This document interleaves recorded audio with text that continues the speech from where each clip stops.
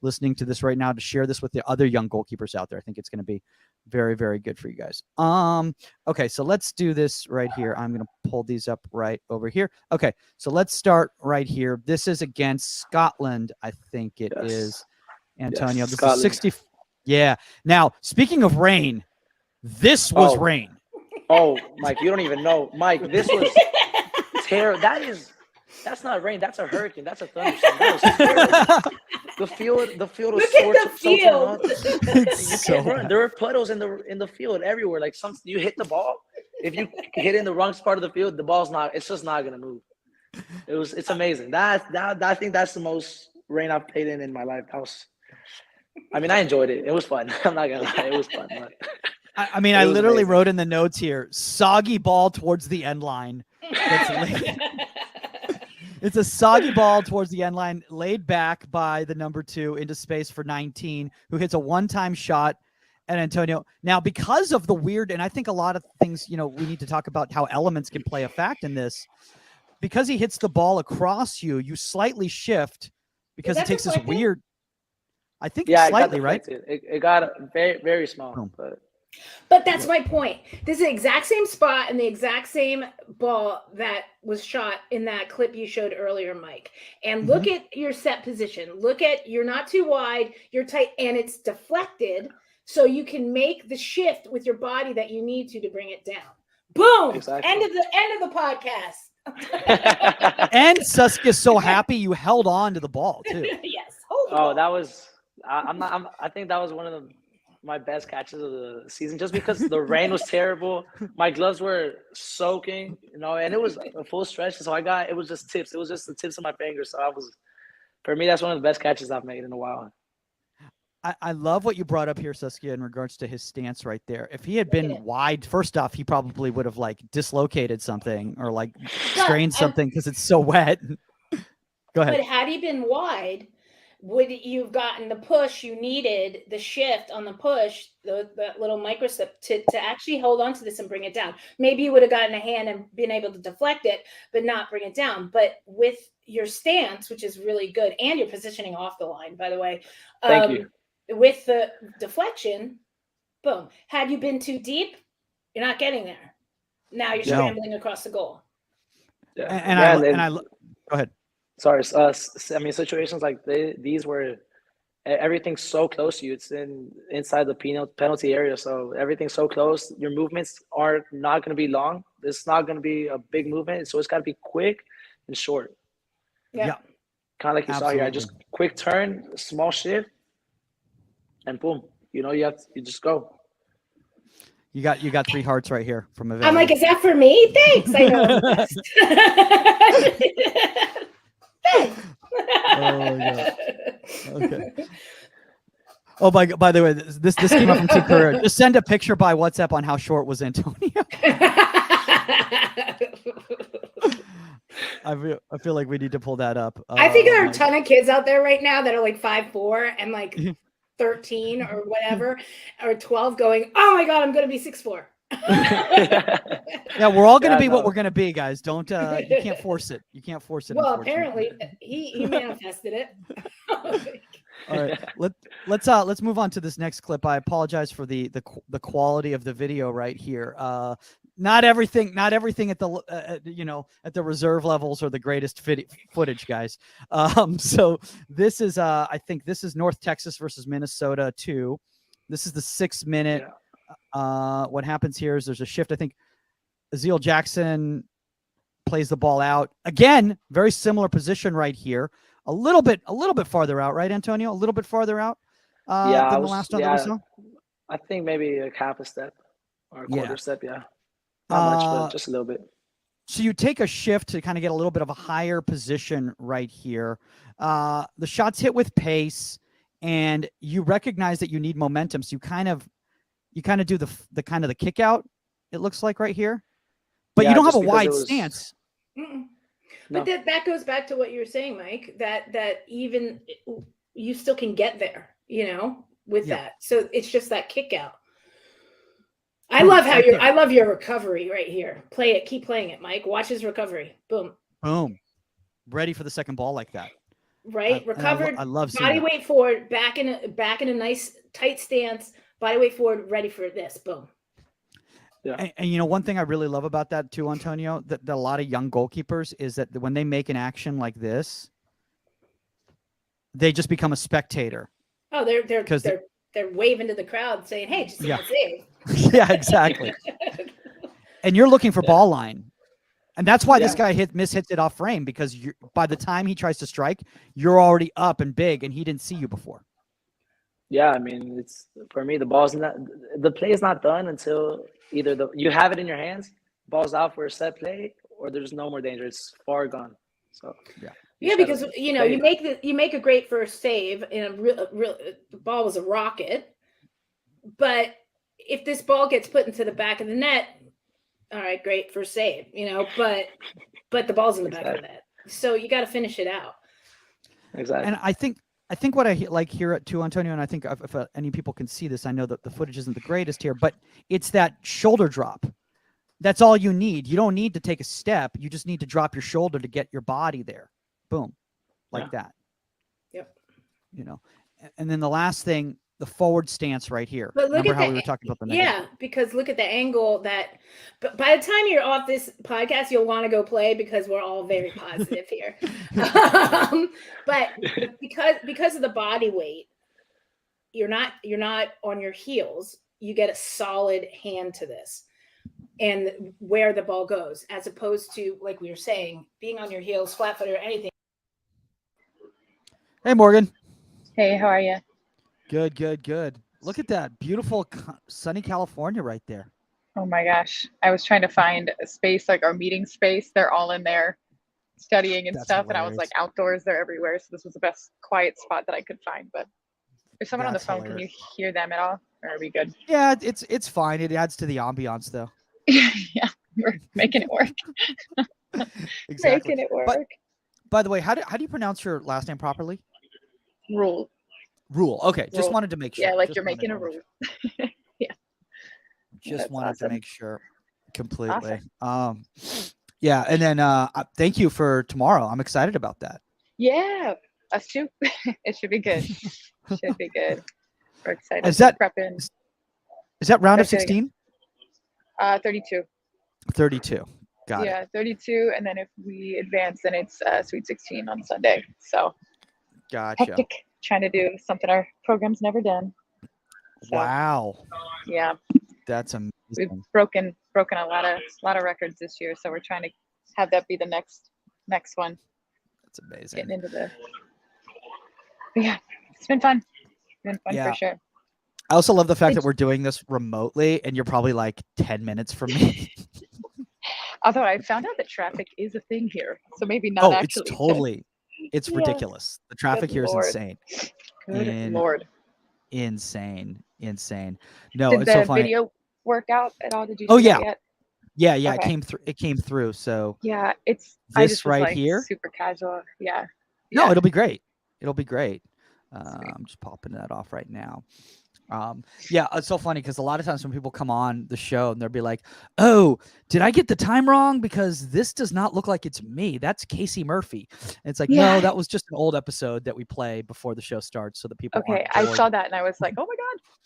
Actually, no, not like, because the thing is, it's like before it was just like me like setting up the stream, and people are like, "Yeah, can you please not share that? That's no one needs to see any of that." At all. Yeah. Fair enough. And Stan's popping on as well. Yeah, Stan's coming on as well. Let's awesome. Look at this comment. We'll share this when the show starts, but you're already getting some positive vibes in the comment section. Oh Lord. I'm waiting for Dan to pop in and say something sassy. Actually, I don't know if Dan's joining us. I think he's doing Omar's thing right now. Yeah, no, I don't think he's joining, but I feel like he tends to pop up and put his little. I sent him the link. I think I sent Omar the link, and I know they're together right now, so maybe they will pop on. I don't know. Lord knows. Let me check with Stan right now. Let's see. Gotcha. If he's good to go.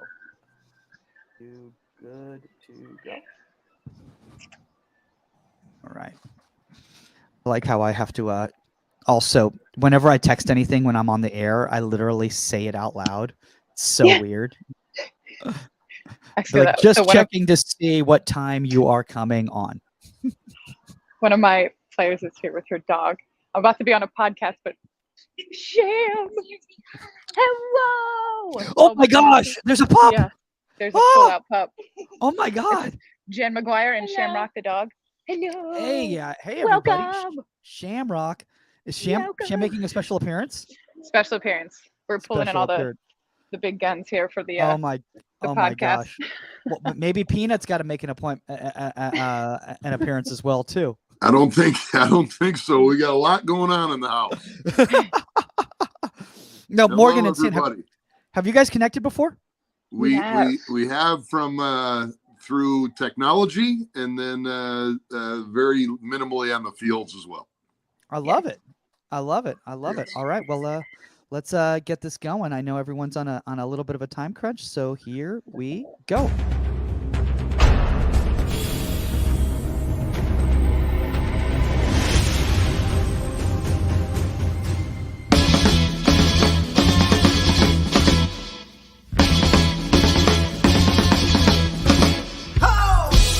Welcome to Inside the 18. I'm Michael Magid, live from Hollywood, California.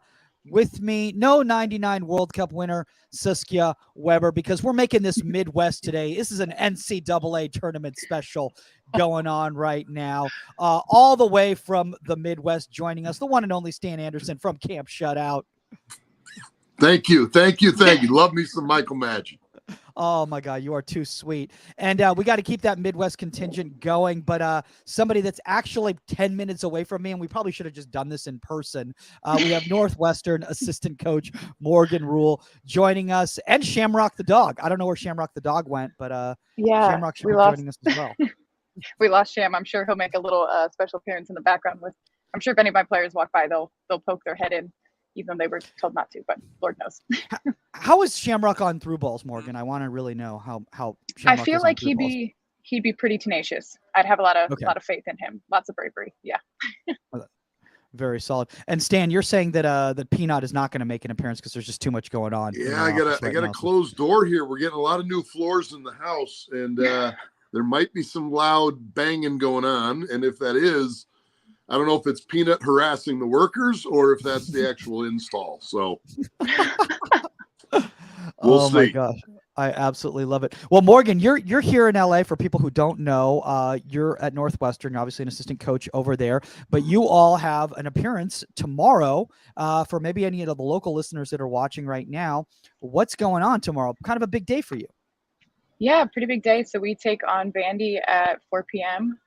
We're playing in the bracket with UCF, UCLA, ourselves and Vandy. So we play at 4, and then UCLA and UCF take the stage after us. So trying to advance to Sunday, trying to have a good showing. So if you're here, feel free to come out. It should be a good game. We're excited. We're kind of unofficially tagging this Vandy Northwestern game as the Battle of the Brains. So come on out. Good soccer, smart people. We love it. A lot of smart people in the Midwest, Stan, huh? Well, yeah, but I'm checking to see if not me included. I couldn't spell ACT when I took the ACT. So at the end of the day, that's outstanding for you guys. Congratulations on thus far a great season. Thank you. You know what? And Morgan, that's actually a really fun thing that Stan just brought up there, and obviously you bringing up with the Battle of the Brains right there. I've had this conversation with Paul Hart at Stanford in regards to, from a recruiting standpoint, you all have some certain challenges that, let's just say, other universities don't have. Yeah, a little bit. I would feel like in general, we don't run into it too much from the recruiting side because fortunately, a lot of women's soccer players are really good from a time management standpoint, that it's not like a crazy thing to try and think of managing high school soccer in like a crazy club schedule and then transitioning that to college. I think something that we do well is just the resources. So getting people into Northwestern could be tough, but it's not something that's like not doable at all. And then once we get here, like our student athletes are usually fine. Like they're on top of it. Time management is a huge thing in general. So they crush that all the time. As I'm sure you'll see them, like I said, walking back and forth with their books. They're taking exams in our meeting space. So they're on top of it, but yeah, it's good. Stan, you're not a stranger to, and by the way, both of you feel free to step in any time, so I'm just not talking the entire time, but you're not a stranger to kind of that time management aspect. Obviously, at FC United and obviously with Camp Shutout, you mentor a lot of young goalkeepers that are getting ready for that collegiate experience. And I think one of the things that you all do so well is prepare them from not just a on the field standpoint, but a time management standpoint off the field. You're right. And a good portion of my career has been on the college side, where it is the day-to-day and it's time management, and do you have the resources of somebody traveling with you to proctor an exam, and all these type of things that happen at the college level. And are you flying commercial? Are you flying private? And does that help you from a time management perspective, and the resources of Power Fives compared to others? And those sorts of things are big deals. At the end of the day, I agree with Coach that women manage this much better than men. That's not a shot at men. That's not a massive credit to women or anything. It's just an observation that they do. They're better at it. And I don't know, why that is. We could probably go down many different rabbit holes, but at the end of the day, they're just better. Across the board. You don't, from recruiting men for 17 years, you don't have the ease of recruit to an elite level institution like Northwestern across the board that you do on the men's side, from grades and test scores and different things. So, but the challenge is that at the time of year where Coach is right now playing in the NCAA tournament, that's when also academically things are the toughest. And so if you've been crap with your time management and you haven't been on top of it, and you haven't seen your tutors that you probably should have seen for the past 3 months, well, the chickens are coming home right now this week. And that ends up being a problem that sometimes coaches never know, because they don't know what's really, really bothering them, a player, because they're too stressed about what they're going to get in their academics. And by the way, Morgan and I are on the West Coast right now, so those are free-range organic chickens that are coming home. Exactly. Sure. I don't want to piss anybody off. You're right. You're absolutely right. Morgan, anything you want to add to that? No, nothing. I think you hit the nail on the head. It's good. I mean, I think, one of the things too, and obviously you're talking about the NCAA tournament, one of the things that comes into play, I think, especially when you're talking about young athletes and the academics. But like you're saying, this is kind of uncharted territory for Northwestern. This is, you're trying to do something that no team has done in a while or has never done before. And does that added stress actually become a hindrance when it comes to academics for these young players? I wouldn't necessarily say like an added stress. I think it's a lot of excitement is kind of bubbling around it. Something that we've targeted a lot as a team is just that confidence piece. And I think that confidence piece factors in here a good bit as well, that it's like, even if you haven't been in this place before, you still are capable of managing all of it, whether that just be the academic piece of it, the stage that we're playing on, like something that we've as a group and individually worked on a lot is just believing in yourself and knowing that you're going to get the job done. So that more than ever, it's kind of factored in here. It's kind of been something that we've had to translate in different environments and kind of say that this theory, this belief in yourself shows up in different spaces. And this is one that we're kind of doubling down on, that this group hasn't been here before. We haven't been in midterms and trying to prepare for Vandy at the same time, but we are, and we're capable of doing it. So just believing in that and keeping our ducks in a row. So it's kind of our headspace we're trying to stay in. We got ducks and chickens going on. We got a lot of poultry going on here. We're getting a theme. We're getting a theme. We're definitely getting a theme. I think, one of the things that, Stan, that you brought up right there in regards to like resources, and this is something that I kind of want to talk about before we kind of get into today's topic, because it is going to come into play when we're talking about like, bringing players back from injury. You brought up the Power 5 conferences versus a smaller, let's say, independent school or a state university that doesn't have the type of funding that, a big Power 5 school has. Does that come into play when you're talking about, and Morgan, I know off the air we were talking about, let's just say some people doing more jobs than they should be at one time. Is that kind of one of those things that, Stan, you've seen it I don't want to say that it's unfair, but let's just say that it's challenging. Yeah. Well, it's certainly challenging when you don't have that support. I'll drop 3 names: Tom Volman, Maureen Lewis, and Louis Silva. And they've been at 3 schools that I've been at. And they are some of the more important people associated with your program. And they're all involved in academic support. And they're just massive as it relates to helping people, whether it's adding and dropping or communication or getting an exam or getting this handed in early or late or whatever the case may be. And certainly with the amount of money and the TV money and the different things that are happening in conference alignments and all that sort of stuff, those things help Power 5 institutions. And so other schools are, trying to move here or there or what have you. And it's just the nature of the beast. But, when you got, USC and UCLA coming into the Big Ten, that's gonna bring a lot of money into them. And that money doesn't just go into the football coach's pocket. It goes into support, and part of that is academic support inside the institution. And, some of those people I mentioned, there's just one of them in an academic athletic environment. And then in other places, there's multiple. They're really invaluable people that do so much for their student athletes. It's just, they're unheralded. They should be in team pictures. They should be on senior night, the whole thing, because they're there the entire journey with somebody from entering into school to leaving, and really, really helping in a massive part of what the college student athlete experience is. I saw Morgan nodding her head while that was going on. Morgan, we were joking around in regards to the fact of having to do lunch orders and those sorts of things. But I never even thought about the people, behind the scenes, doing the work with the academics, and is it something that you specifically over at Northwestern really try to do a good job, because academics is so important at Northwestern, to make sure that your players are in sync with all their academic resources? Oh, for sure. It's something I think our academic advisors are above and beyond with, is they kind of have your life raft on you before your head's underwater. And we're just trying to get above the resources that they, from day one, it's mandatory for our student athletes, whether it's group learning or tutoring or different stuff like that. They're phenomenal. I know exactly what Stan was saying. They're game changers within the lives of our student athletes. I think another thing that they've been helping with too is COVID year.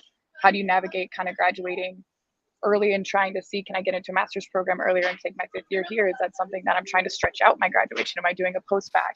So them kind of being tasked with this brand new thing in college athletics that everybody is trying to kind of figure out what the heck's happening with COVID years. They're doubling down on their effectiveness within that as well. Just the lives of our student athletes. They're amazing.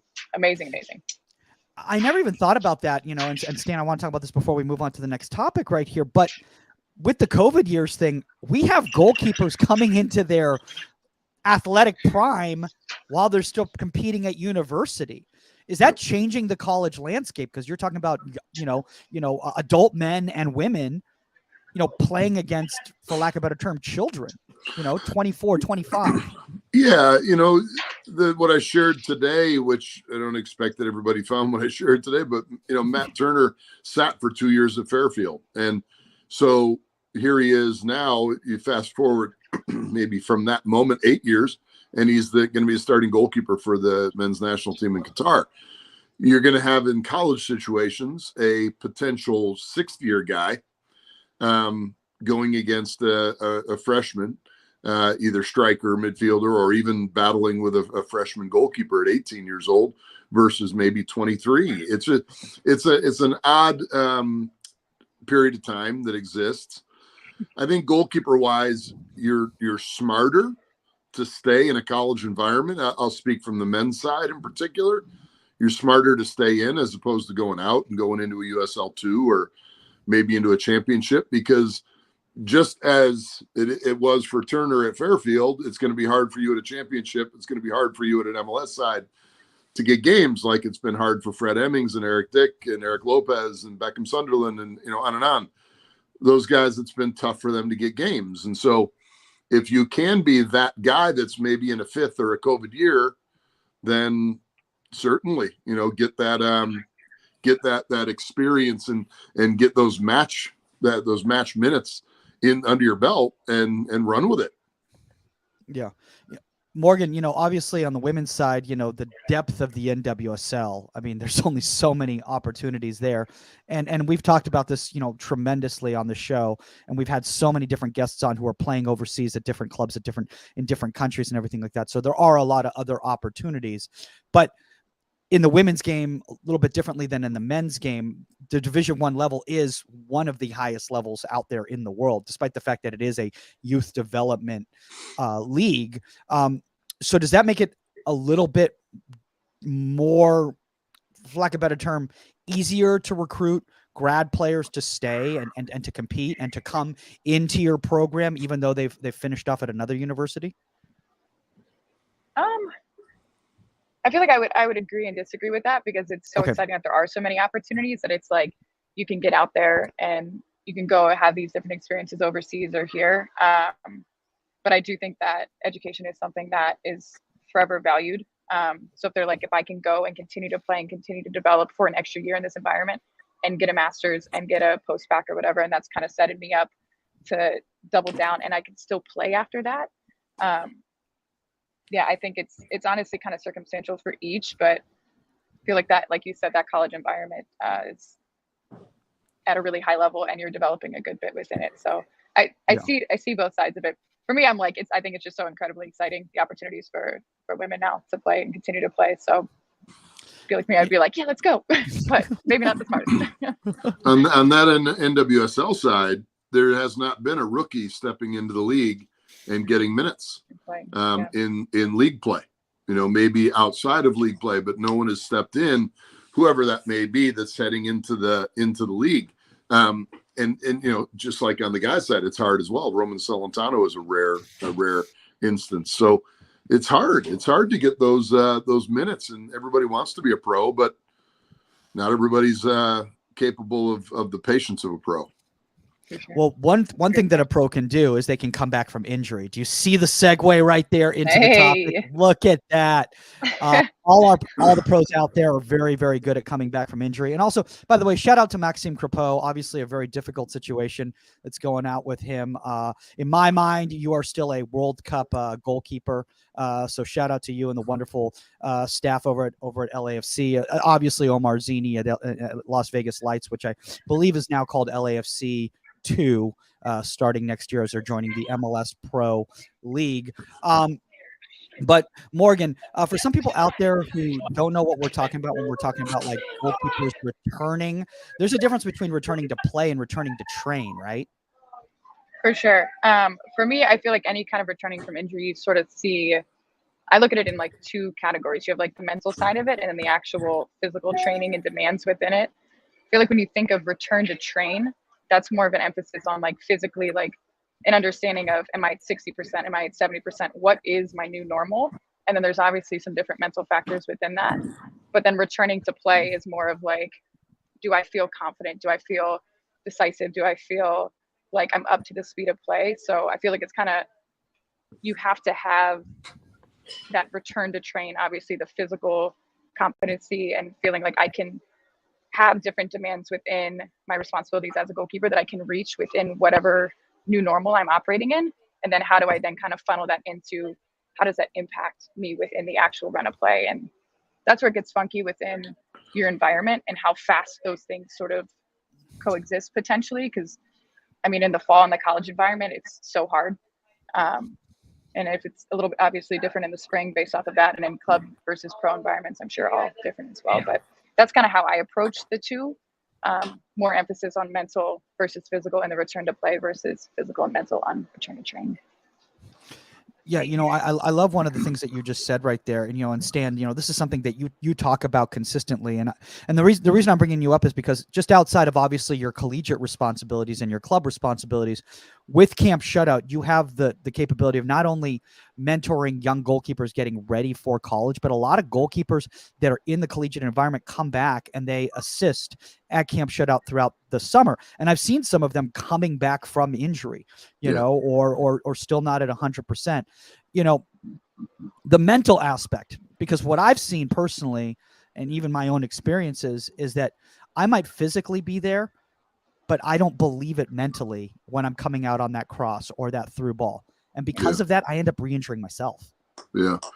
Well, it's a sport within a sport, isn't it? And everything the coach said is 100% accurate, and that's gold.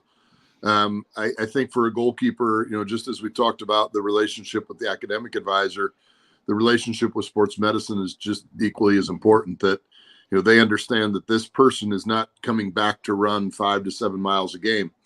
This person's coming back to, in essence, enter into an explosive environment, a collision-based environment. So that build back to sensibility is huge. Oh, I think we just lost Stan. Yeah, there we go. Oh, there you are. Somebody didn't know I was on Inside the 18 and had the audacity to call me. Oh my God! So, Who would do that? Who would do such a thing? But exactly, Probably Shamrock the dog. I think Shamrock that's the dog's right. trying to. Yeah. That's right. But the mental side is that I think that's why for a goalkeeper that you would see a lot of very simple stuff first. Maybe that's just logical, but if it's non-hand related or wrist or forearm related or even elbow related, just simply some handling to get back to a sense of identity and normalcy. And then from there, you can just start going, okay, I can do this. I can do this. I can do this. I can do that. Maybe I can collapse and before I explode and, all that sort of stuff. But I think that the difference for us is the mental side is that, the reality is we're going to probably have more of a collision in our near future than somebody that's in the middle of the park possessing the ball and trying to break a line. We might be going in at somebody, and not to bring Maxime up again, but we might be going into a situation like that, which is a little bit different and more on the reg than it is for a 10 or an 8 or a 6 probably has that type of approach to play. But it's just a different mentality, and it's big time need for a goalkeeper for sure. Morgan, and we're going to bring up some of these pictures right now. And thank you for sharing all this content right here. Hopefully Vanderbilt's not watching any of this right now. Hopefully everything. None of this is groundbreaking. Okay. But I did want to bring up kind of before we start kind of sharing some of these pictures right here, the load management, because I think that's one of the problems that I see a lot of times. Is like, because the goalkeeper will tell you, oh, I'm good. I want another rep. Yeah, I'm good. And again, we're our own worst enemy. I think personally, at least I am, we believe that we can do anything or want to prove to others that we can do anything right there. So how do we, as assistant coaches, as goalkeeper coaches, explain it to them? Hey, this is not a detriment to you. This is actually a benefit to you that we're managing your load. Yeah, for sure. I think a big piece of that is just knowing your goalkeepers and kind of helping use your platform to save them from themselves sometimes, because there's always that, like, there's so many positives to being like a go-getter and I want to grind and I want to improve and da-da-da-da, but the load management is something that even from a science side is kind of hard to get completely accurate. So that relationship that you have to create with your goalkeepers for them to be fully upfront with how you're feeling, that relationship that you have to create with sports performance, that you have to create with athletic trainers as well, of like in their expertise, like what is a reasonable return to play? What does that look like in their mind? Is there stuff that we can be doing that if it's a lower extremity injury, how can we still incorporate other aspects of being a goalkeeper within? So it still feels like they're doing something, even though it's not like running themselves into the ground. With our goalkeepers here, I like color code everything. Like from a periodization plan, everything's either yellow, green, red, orange. In regards to like the load of my actual session that I'm running, that's individualized to each goalkeeper. And then I ask them every morning to, how are you guys feeling? And that's kind of on that same scale of yellow, green, red, whatever. And I'll ask them, it's 3 different categories. So first one is mental, how are you feeling? And that could be from a soccer standpoint. That can be from, I have midterms this week, or I have family stuff going on. So we always ask like their colors then. And then I'll ask from like a soreness standpoint, how are they feeling? So that's kind of that abrupt, like we lifted yesterday, my hammies are a little bit heavy, or my hammies are a little bit tight. And then I'll ask them from a heaviness standpoint, which is like, that's kind of what I'm getting at, is that general load that's kind of accumulated. Do you feel springy? Do you feel super heavy because you're not sleeping well, because we had a lift, because you're returning to play and you're not used to it? So I check in with them before every session, kind of opening up that dialogue there to kind of see how they're feeling on that day, present in that moment before they're about to step into the session. And then we kind of determine the load off of that. But the relationship piece is huge there, and getting an understanding of like, it's okay to not be okay and on every single day. That's not my expectation, and that sure as hell shouldn't be your expectation, and saying that that is fine, because the path to recovery is something that they have these expectations that like, I'm gonna start back up right where I left off, and that's just not accurate. And helping them kind of find that common ground of what does that return to play from a mental side and a physical side kind of look like. But the load management, I feel like, is just a fine science of balancing all of that. Long-winded answer, but that's the biggest piece here, in my opinion. No, you know, and I think one of the things that you brought up right there, and Stan, I want to bring this up with you, and then we'll get to these pictures right here. But I think this is a really good tangent to go off of right here, is that, you know, you've had this conversation with me before in the past in regards to, you know, we're not supposed to be the goalkeeper's best friend. We're supposed to be their coach, which means that sometimes they're not going to like to hear what we have to say. Right. You know, and these are difficult conversations that we have to have. Have you ever been in a situation, and how have you handled it when a player didn't agree with you and was taking it out on you, or went to the other authorities and said, hey, so-and-so is, you know, putting me in this place and I feel that I'm ready to go, and I disagree? Sure. You know, from an injury perspective, we'll talk about that first and then the load management, if that's okay. But from an injury perspective, I'm always going to refer to Brian Yonka, to John Oxenwald, to, you know, on and on, Lauren Falk, all the people that I've worked with in the past, that they're the experts, and that's their field. And my job is on the field from a technical, tactical standpoint, and to try to help that player achieve something that maybe they can't even see achieving.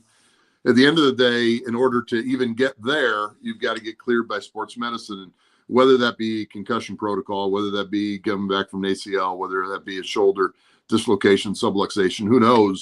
So the deference is to them. And when they say, okay, then it's all right, let's see. And then you're using your experience. And, you know, I'm sure Morgan's had her share of injuries, and we've all had our share of injuries. And so you pull from those things and you go, all right, you know, that doesn't look normal. That collapse looks like you're favoring your elbow. That, you know, that push to collapse looks like you're tucking your knee in, and you're not wanting to push and get your weight onto that leg. So those things are difficult. And so you've got to just say, look, I don't think you're ready. Let's give it another day. Let's give it another day. Let's give it another day. And, you know, it is what it is. Fortunately, from the load management standpoint, what I have chosen to do is do my best to avoid the injury. So meaning that, you know, it's like an NFL running back. You only have so many hits before you start really wearing down your career.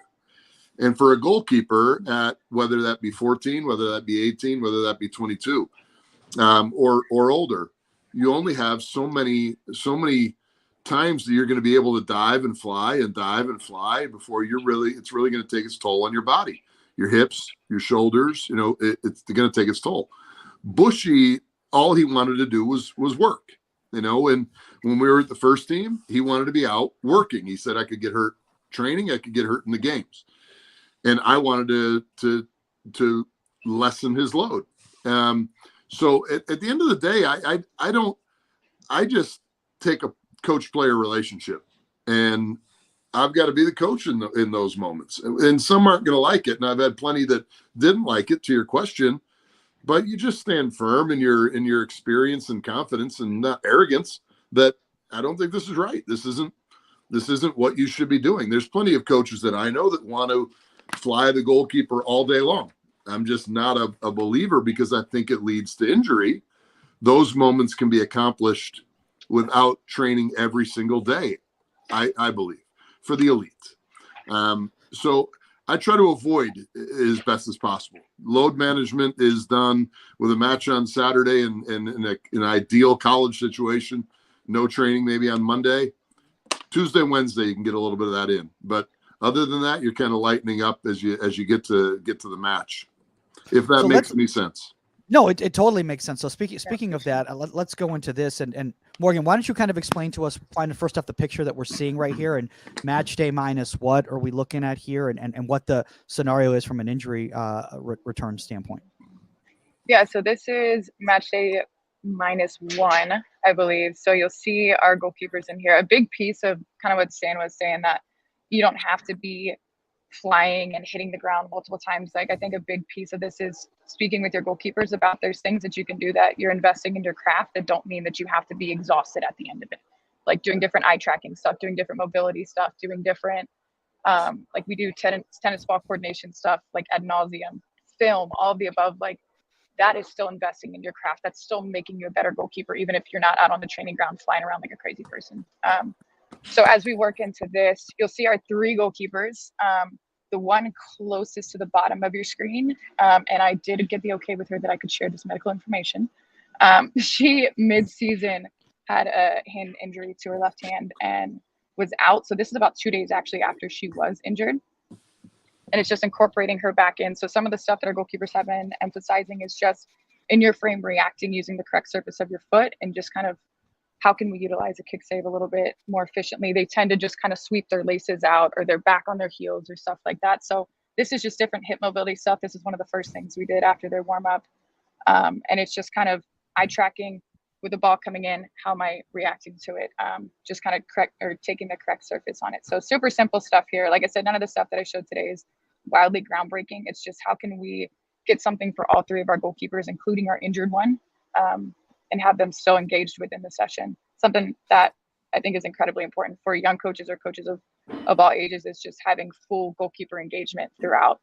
So yeah, we can kind of go to the next little nook here. Sure. Is that from? We're also using mini balls right within this as well. So okay. And let me kind of preface this. This ball's coming across super slow.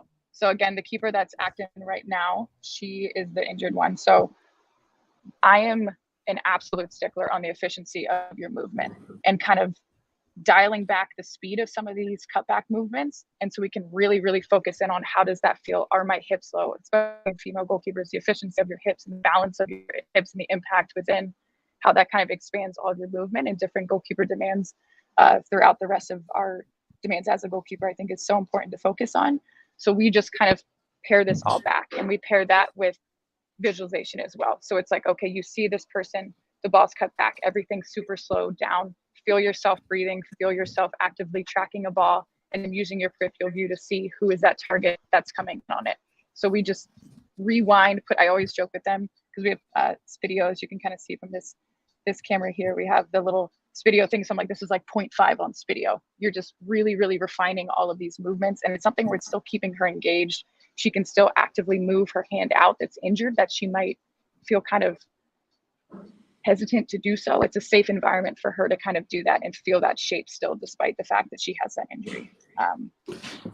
Morgan, can I go back to here real quick? I just want to bring something up here with Stan too, because, you know, I think one of the things I really love about this here is just, you know, and you Morgan, you were bringing this up, you know, Stan, about, you know, versatility and like understanding, like find creative ways to incorporate all your goalkeepers despite the difficulties or the circumstances that you're in right here. And my gosh, this is something we don't work on enough. At least I don't, in regards to the mobility and the striking with the ball with the feet like this in this type of a scenario right here. Hear me out on this, so don't get like pissed off at me at the first sentence here. I find this hilarious in a good way, meaning everything coach is doing and the players are doing is great. I relate to it. I love it. I agree with it. I would do it. I'm thinking what the midfielders and defenders and forwards are looking at the session, and they're going, yeah, those guys are really training. They're absolutely training. And that's where I say Yeah. it's a sport within a sport, and that's where I didn't want you to think I was trying to rip on this by any means. This is unbelievably valuable. But you think about the rest of the people on the team, and they're like, "What are those guys doing? Really, what are they doing?" And yes, it is hip mobility. It's simply understanding what you're going to do in that fraction of a second that you have to decide that what I'm going to do, and this is what I'm going to do.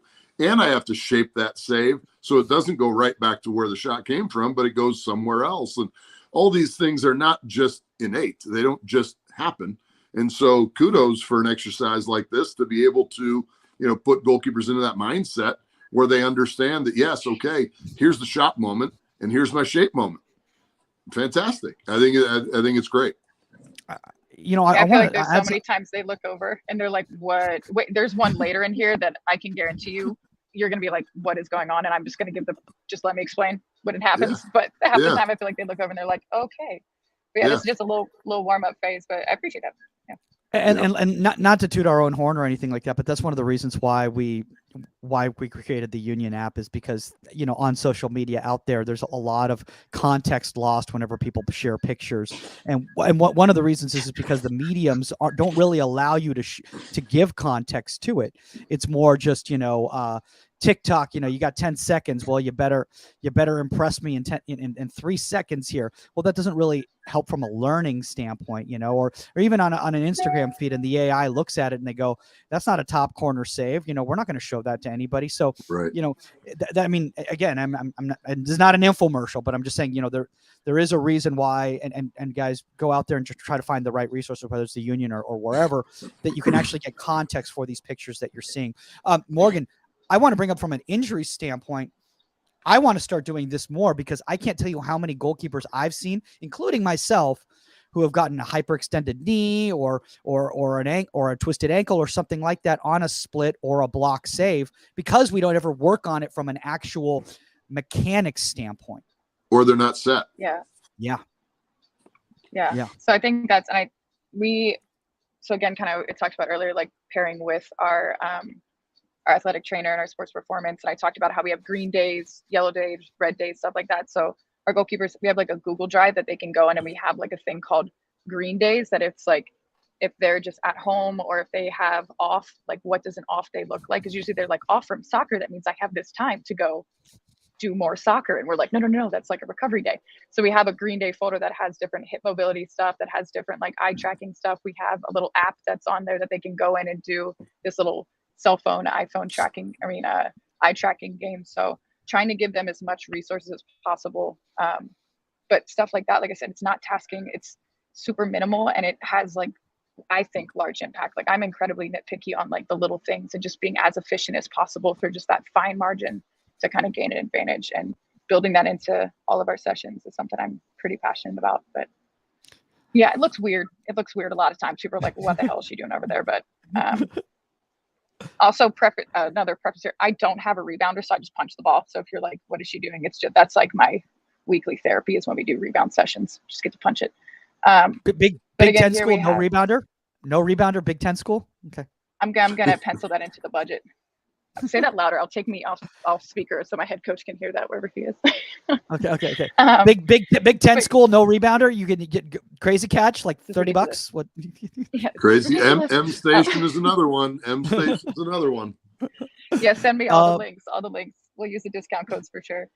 Oh my God. But yeah, so here again, session topic was just different. Match day -1. So getting kind of sharp reaction stuff in, being off our line. How do we feel getting back? And then engaging Riley, like I said, again, in the session. So as you'll see here with this one, honestly, I drew this up and I was like, I hope this works. I have a theory that it might work. If it doesn't, it doesn't.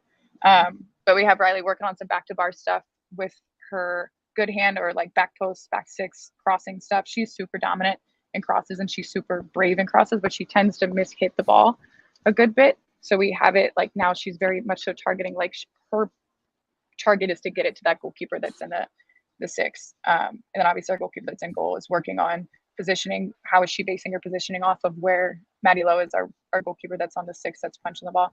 How is she basing her starting point off of where she is? How is she basing her starting point of the fact that Riley could also completely mishit it and hit it into the big goal, and she's still responsible for covering that space? So for example, right there. Perfect timing. Not ideal from Riley, but ideal from fostering an open scenario of multiple things. But yeah, a little bit of everything going on here. Good use of human resources. Yeah, Trying. really good use of human resources. And I also want to bring up that fact too, Stan, because that's a really good point. Because I think a lot of times, a lot of young coaches, at least I know I've made this mistake in the past, is when a player is, let's just say, limited, I panic and I go, oh, well, what, I don't know, just sit there and watch or something like that, as opposed to trying to find, well, how can I still make this time effective for them where they're active and learning and being productive? Yeah. Well, I think good habits start early. And for us, if we have a goalkeeper, let's say in our, generally our 12 to 18-year-old window at FC United, we're going to, if that kid is injured and the leg is injured, well, they can come and work on their hands a little bit. They can help us serve. They can work on their core. If their hand is hurt or elbow or shoulder or whatever, then they can come and work on their feet. So there's plenty to still work on, even though they're injured, no matter the extremity. Core is massively important. So for them to just simply be amongst the union and get in some core work is outstanding also. So, they can get plenty of stuff done to build themselves back either, or just simply make themselves better, or that right foot is hurt. But you can still apply pressure on the foot. Well, let's work on your left foot then in distribution. And, that part is huge, and it separates one goalkeeper from another, or a goalkeeper puts them at the top of a group. When you end up utilizing moments like that, perhaps of injury and RTP, then you can still get yourself in a good spot to get yourself back on the field and use the time that you have available to you to make yourself better. Absolutely. I think a good, go ahead, Morgan. Sorry, real quick. I think a good piece of that too, because a lot of times, like, it's easier if, like, a goalkeeper has upper body injury to put them in and they're in some way, shape, or form just serving, but still putting some, like, context to the serving. So it's like, to them, it's like, okay, pretend you're hitting a chip ball that has to get over their forward and into our 8, or over their forward that's pressing you from this side and into our wing back. So trying to put some actual, like, context in there too, so they're not just like, oh, I'm just acting as a forward. It's like, no, you're still doing actions that are completely relevant to the demands of your position. I think that's pretty helpful too within that, working it back into sessions. I had somebody go after me on social media a while back, and this was because of bringing a player back from injury. And they said, I unquote, in exclamation points, and not in the politest way possible. So shout out to this lovely person, but I love this is one of the reasons why you can't be anonymous on the union. Is they said, a player who is injured. How dare you put them in a situation where they're going to get injured again? And I said, I think you're completely misreading the situation here, because if a player doesn't do anything until they return, and again, like Stan said, I talk to the medical professionals on what they say a player is capable of doing, what they're not capable of doing. But if if they just sit around at home for 6 weeks until they come back, in the college season, it goes quick. Yeah. That's 6 weeks of development that's gone. Without a doubt. And, what they do in that training room and is, they're probably going to have access to better there than they would on a USL championship side, perhaps even some MLS sides. So, the amount of resources that there are in a training room on a college campus, and then again, especially at a Power 5, it's tremendous. It's absolutely tremendous what they have available to them. So, except for a rebounder. Except for an M station rebounder available to keeper goals. You're absolutely correct. But at the end of the day, I think that's it's a big deal to have that experience. Who was we don't I guess need to say his name, but the young man who had the youngster, he hurt his hand and he in training, and he was a real prominent quote unquote GK influencer, and it really derailed a lot of his training for a long time because he put himself in a tough situation and hurt the goalkeeper. That awareness is really, really important, pre and post injury. Yeah. By the way, Suleiman, please let us know where in the world you're watching the show from. We always love to hear from our fans, but that's a really good point, what you just put right over there in the comments section. Morgan, let's move on to this next picture here. So what's going on here, and what's the rehab situation? This is the one I was talking about, so bear with me. Okay. So we have, again, kind of returning to play like demands of the goalkeeper. So you'll see our goalkeeper here is sitting on a physio ball. So you can sit on the physio ball kind of in that same shape that you would be in like a close range shot where you're getting set, and it kind of rolls you into your split. So it kind of helps you into that movement with your hips, and it gives you pretty instant feedback if you do not, because then you will roll backwards off of it. So you will see Riley learned the hard way a couple times because you'll see her kind of flop back. But it's that same concept of I'm taking a little bit of the strain off of my legs. So I'm not just holding that position and getting different reps that are fatiguing my legs and trying to do this, but I'm still putting myself in a space that, again, gives me instant feedback and creates a little bit of less of a strain there. So there you see her kind of leaning back because she leaned back, and it rolls under her, as opposed to if you're sitting there in the right spot and you go down and react into your splits, and you have your foot pointing in the proper direction, usually the physio ball should kind of pop out from under you, and it kind of guides you gradually in there. The two panels on the outside, we have little pop-up. So this was me trying not to have to chase soccer balls all over the field. They usually say like Chicago's Big Ten team, and they're up for game day. So they were still out there, so I stole them to be on the side. So if we hit a ball, they didn't just ricochet, they just kind of funneled into a space. So some call me resourceful, some think I'm losing my mind, but I wanted to give the context behind why there's two massive panels there. But yeah, this one also we're using with mini balls as well. So it gives, again, pretty instant feedback of, am I hitting it with the proper foot? Am I leading in the right directions? How is my balance? And it's, again, this is 2 days after she was injured. So keeping her engaged, keeping her working on different parts of her craft there. But I love the physio ball too. I think this is a good one if they do have a lower body injury too, of just doing handling on it or doing different stuff with like their strong foot. If it's like a foot injury or it's the left side of them, you can still target that other side without the strain there. We had to keep her with a little bit of a hip tweak in the spring, and this was big time for her because it took the strain off of all of her muscles trying to support her hip that was already kind of uncomfortable, and just sort of put her in that space, and she could still do different either eye tracking stuff or responding to some kind of stimuli there. So first try off, just about everything I can. What I want to bring up first off, Stan, is can you get those barriers at MCatch? Can you do that? Is that available? M Station. M Station. No. Okay. M Station. Okay. No, you can't. Keeper Goals is the source, but Keeper Goals is the source. Okay, gotcha. No, I don't think you can. I'd like to get those logoed, though, to be quite honest. So whatever it is, I'd like to throw some logos on there. There we go. No, but I want to bring this up right here because the mini balls, Morgan, you've obviously been talking a lot about the mini balls right here. I don't think enough goalkeeper coaches out there utilize. We all have them because we all work with youngers as well too. I mean, unless you're just purely in a college environment, let's be honest, most of us also work in a youth environment too, unless you're one of the chosen few out there who can just do that. But we have them, and a lot of times we're like, why is it so beneficial for older goalkeepers to work with the mini balls? And obviously you brought up the smaller surface, but what other activities do you bring them up with? We'll use I don't really use them really at all within different handling stuff. But some people are like, if you're like, if I am like juggling with it, okay, smaller surface, that's fine. But I wouldn't use it for handling, so I'm just not going to use them at all.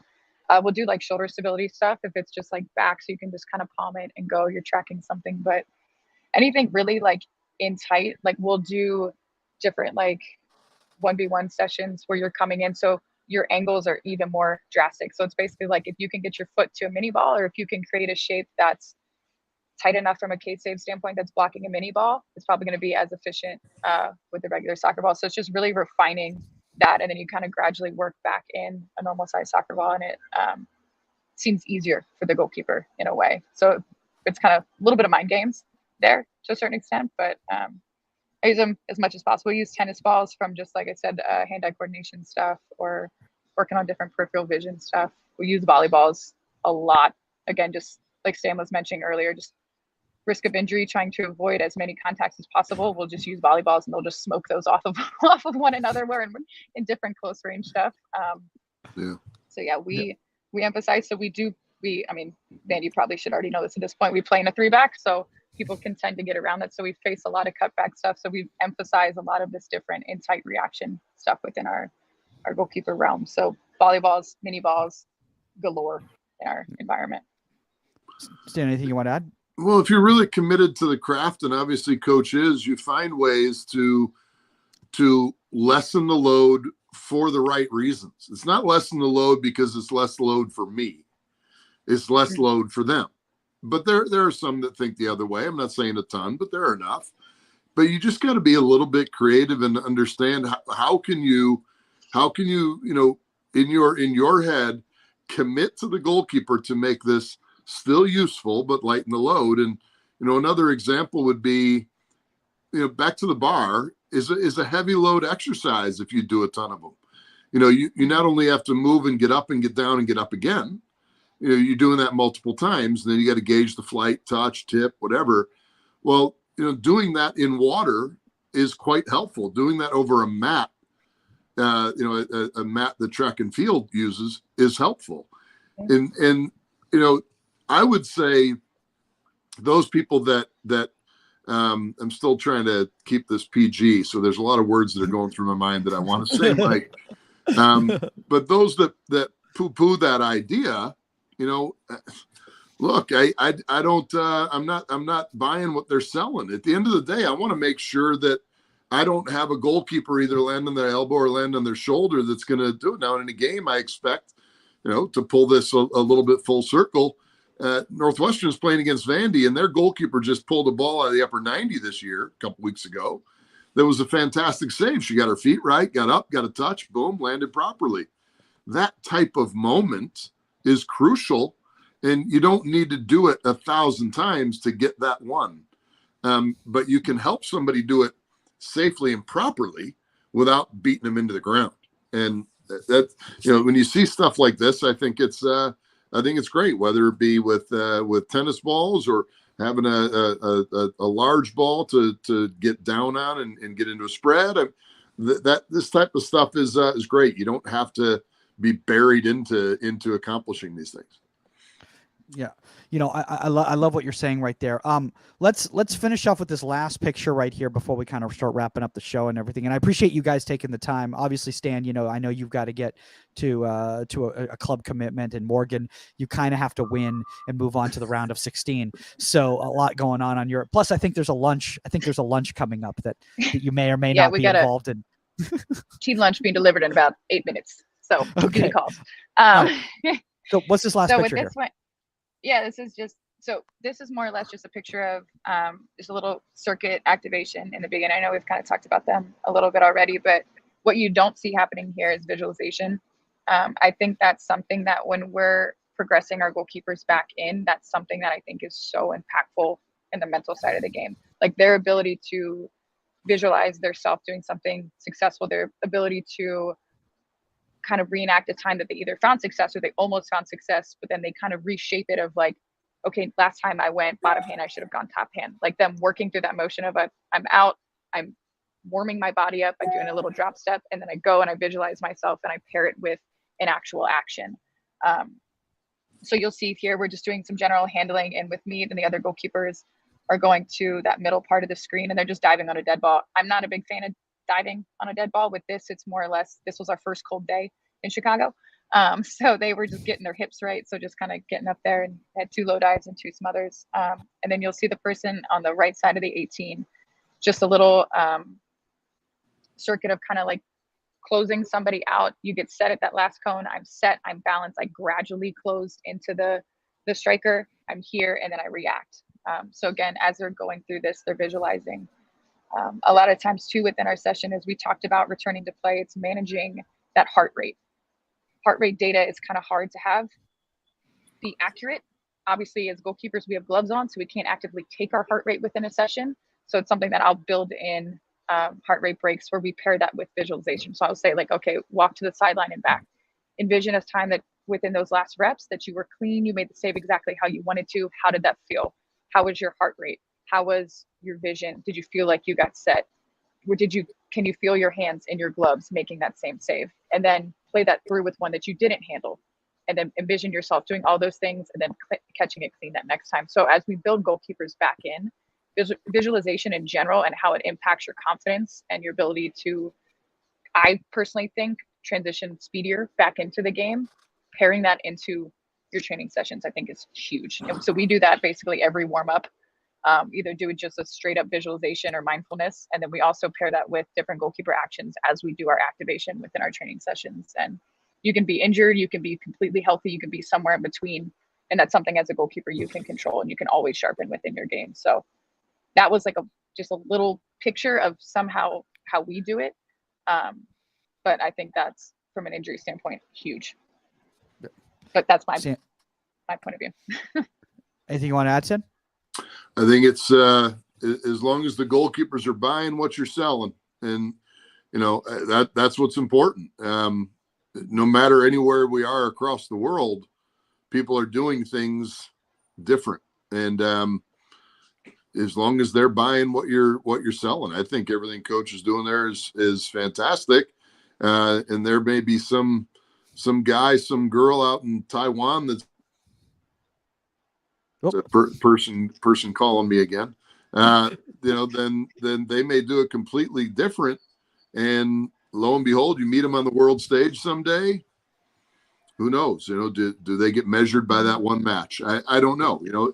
That's why the mentality, I think, of anything in sport, not just goalkeepers, as long as your athletes that you have a special relationship with are buying what you're selling, then the opportunities are endless, and what you can accomplish is endless. Stan, I know you got to get going right now. So I just kind of want to bring this up with you because we've been talking a lot about the collegiate environment right now. And there's a lot of, obviously, listeners and watchers that are involved in the youth environment. Is this different in the youth environment than it is in the collegiate environment? Oh yeah. Parents are highly involved. If we're talking RTP, parents are highly involved. Independent doctors are highly involved, which can be a good and a bad thing at the same time. But it's massively different. The coaches aren't necessarily as aware. Maybe don't have as much experience managing an injury. The unfortunately an unrealistic pressure to win that maybe sometimes they even put on themselves. And so they're putting players back into difficult spots too early, because there's not that sports medicine guy right on your touchline with your team. They're not there at training.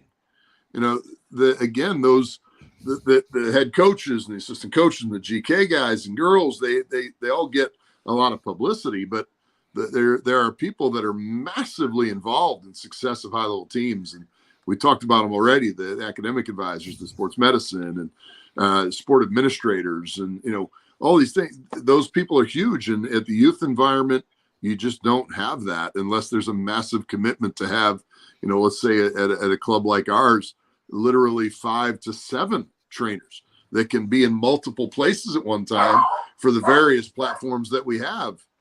It's difficult, man. It is light years different than the collegiate level as far as RTP processes. Yeah. Morgan, I know obviously you spent some time in the youth environment. As we wrap up right here, do you have any advice for any young coaches who are struggling with what Stan's talking about? I think that one of the not to pile on to the list of things that we were talking about, the doctor's understanding of the demands of what a goalkeeper could do.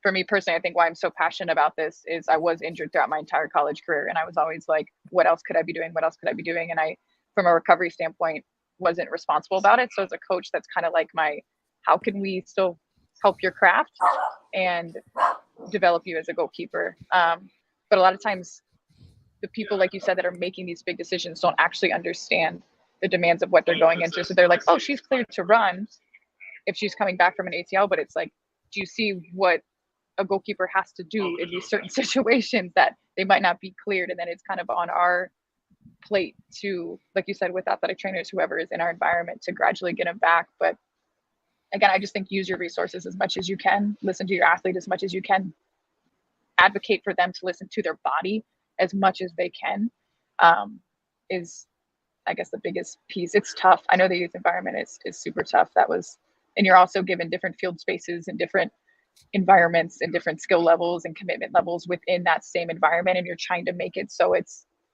tailored to everybody and somebody's getting something out of it. And then you have parents who are like, I'm paying X amount of money for this hour-long training session, and my kid's just over here doing X, Y, and Z. And you're like, oh my gosh. So there's, like you said, there's a lot of buy-in to be like, they're getting better. It might look different, but there's commitment there. So that's hard. God bless the youth level. Well, speaking of the youth environment, we'll let Stan take off, and then we will finish the dismount together right here. Stan, thanks for taking the time. Obviously, Camp Shutout Frozen shows coming up. If you want to plug that real quick. Thank you. I appreciate it. All the best, Coach. Good luck to Northwestern, and keep giving Inside the 18 all the best. Cool. We understand. See you guys. All right, cool. All right, so we will wrap up right here. Morgan, first up, thanks for taking all the time. Obviously, this has just been really, really informative to a lot of young coaches out there, and even older coaches out there who might necessarily be dealing with these types of frustrations. I know myself, when I've been in those environments, it's been a frustrating thing, and I've been on both sides, and obviously you've been on both sides too. I also spent a good deal. I spent my freshman year redshirting as a medical redshirt because of some stupidity off the field, but let's not talk about that. But I went through that entire process, and let's just say it was some positives and negatives from it. But if more people want to connect with you out there regarding this, and I think, especially with the season ending, well, hopefully not tomorrow, but within the next month. But with the season wrapping up in the next few weeks, yeah, sometime around Christmas, Christmas. I think you're going to be able to be a little bit more of an open book of what you were going through this past year, with the injury situation. Where is the best place for people to connect with you? I'd say my Instagram, honestly. I'm not sure if this is the time or place to tag that, but it's Coach Ruhl 22. I'm rather active on there to be able to respond there. I'm always open to connecting. This is something I'm super passionate about. Like I said, as a player that was on this side of it, as a coach, it's something that I'm really, really invested in, trying to just share as much knowledge and then get knowledge back of how other people are doing stuff.